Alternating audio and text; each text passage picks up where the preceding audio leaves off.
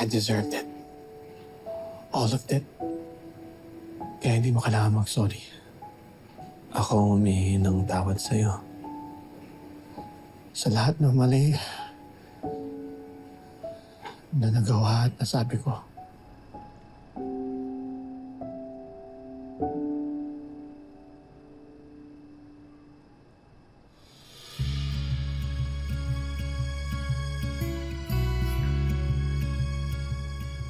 I hope you find it in your heart to forgive me.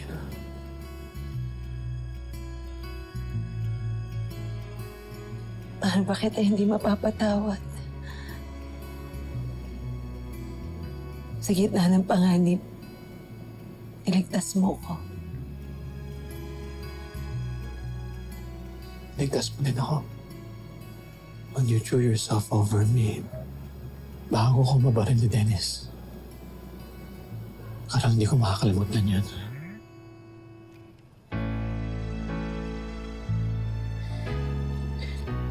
Napatawad na kita, Wilfred.